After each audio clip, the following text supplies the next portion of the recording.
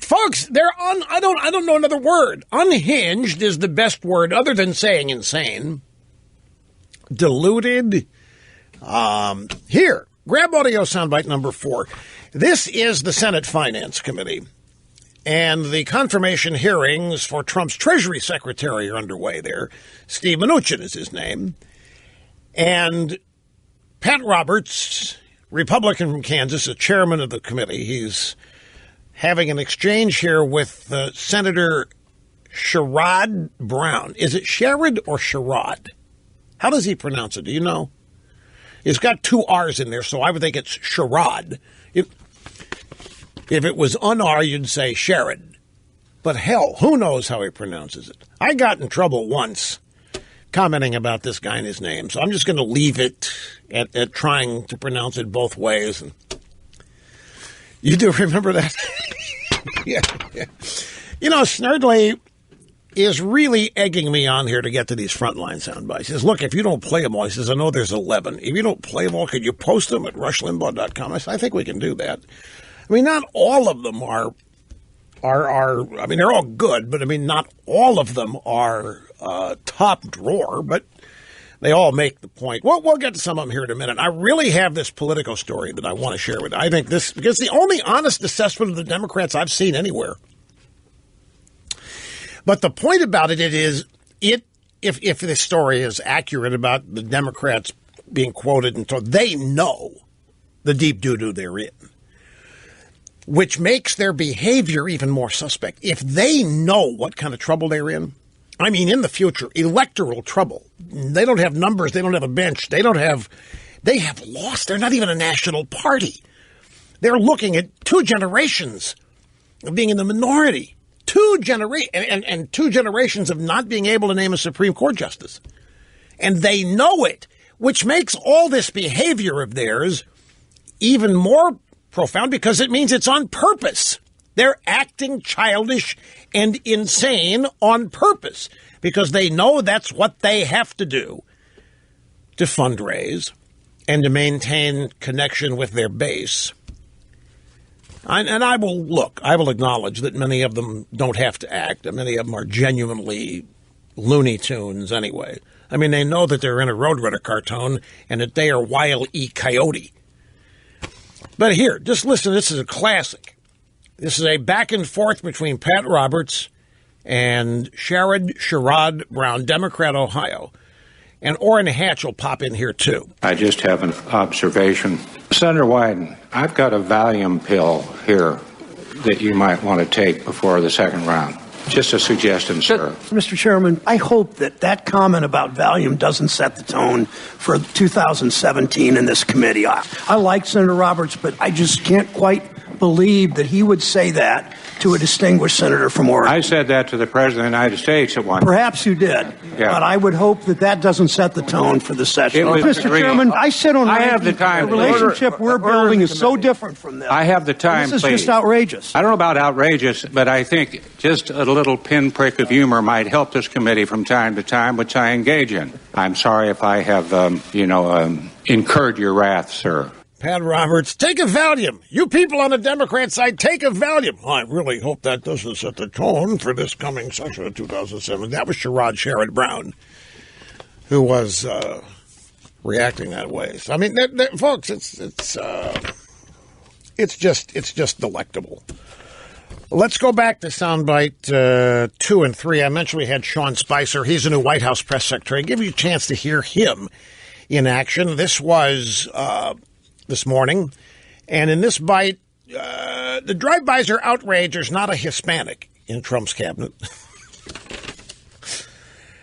The question is from NBC White House correspondent Kristen Welker. Your list of cabinet picks is the first since 1988 that doesn't include any Hispanics. What do you say to Hispanic groups who are concerned about that? And more broadly, about the criticism that this undercuts President-elect Trump's argument that he's here to serve all Americans. This is the kind of mealy-mouthed, inconsequential irrelevance that they're known for. This identity politics crap. Well, he doesn't have an Hispanic in the cabinet. Why? What does that mean for Trump's message that he's for everybody? Well, anyway, here's how Spicer answered the question. The number one thing that I think Americans should focus on is he hiring the best and the brightest? Is he hiring people who are committed to enacting real change, respecting taxpayers, bringing about an agenda that will create jobs, lift up wages?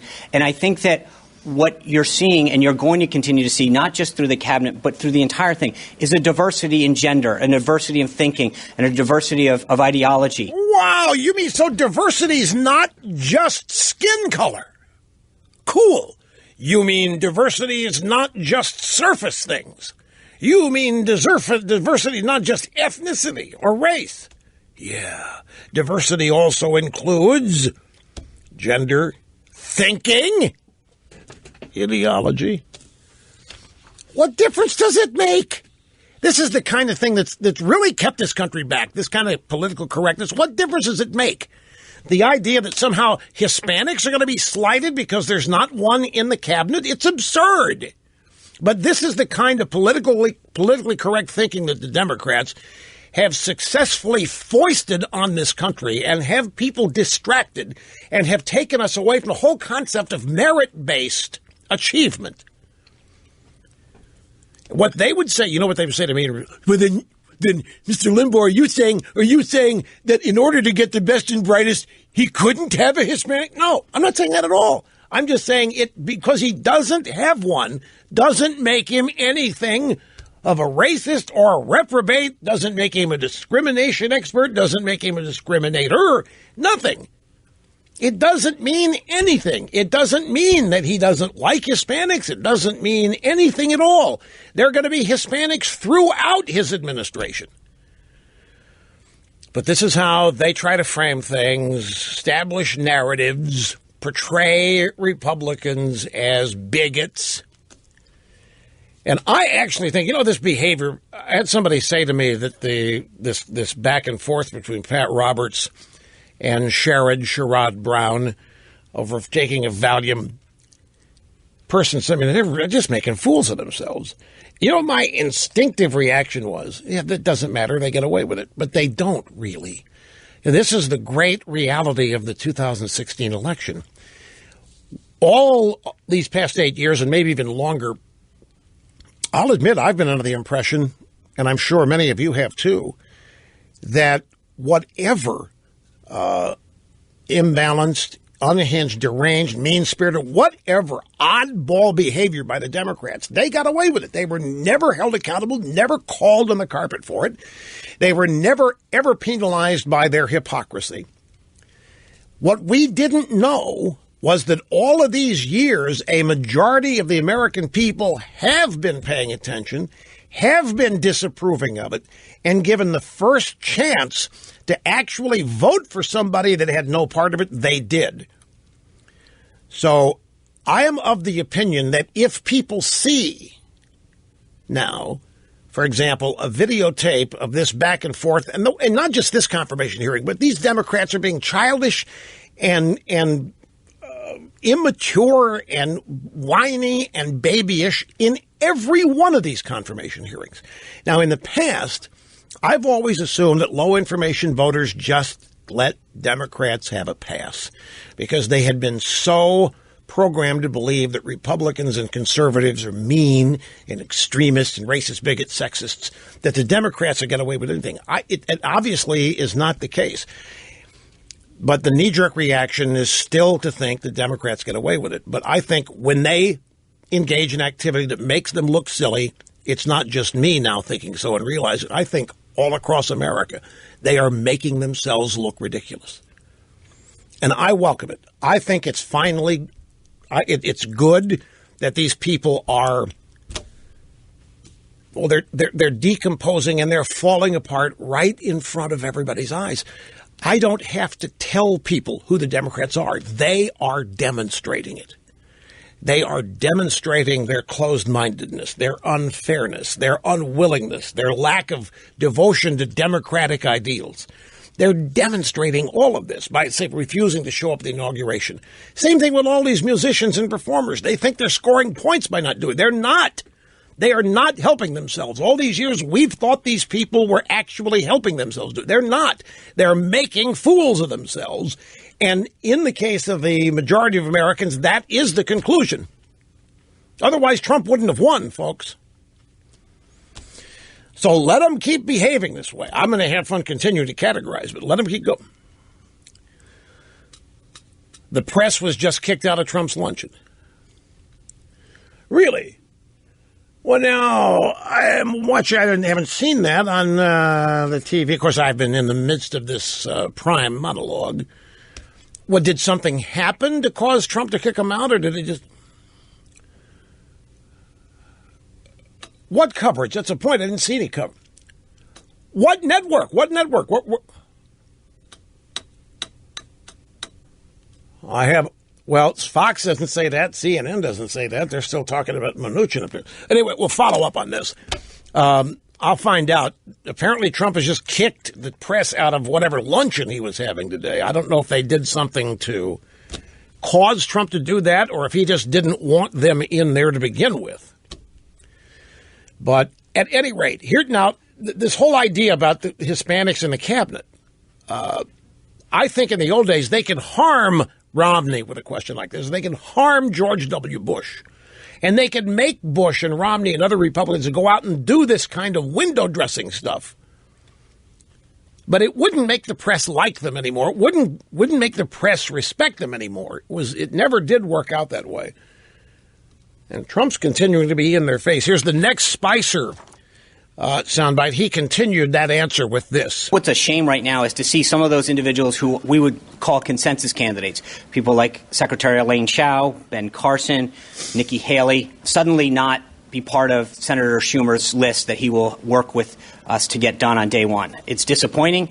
This was not the precedent that was set by Senate Republicans when they worked with the Obama administration in 2008 to ensure that President Obama, despite political differences, got the cabinet of his choosing because they were qualified individuals. Now, do you know that 7 of Obama's cabinet picks were chosen the first day?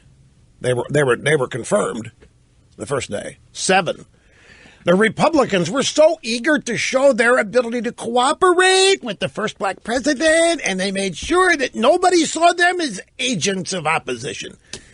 And Spicer is exactly right here. It is a shame to see the Democrats hold up all of these confirmation hearings simply for the politics of it when they don't have the numbers to defeat any of these people. And here's Elaine Chao, she's a minority, ethnic. Here's Ben Carson, he's African-American. Nikki Haley, she's in the liberal world, all of these people are ethnic minorities. We don't look at them that way, but they do. And here are the Democrats standing in their way, providing obstacle after obstacle to their confirmation. There's nothing wrong with these people. They're doing it just because they can't handle what happened to them. And Spicer is correctly pointing out that Schumer said that he was going to work with Senate Republicans to get all these people confirmed because that's what the Republicans did for Obama. Anyway, there's no changing who the Democrats are. There's no altering their behavior. They have charted their course, and they're on a boat to nowhere. The dirty little secret is, as you will learn in a moment, well before the program ends, they know it. We'll be back.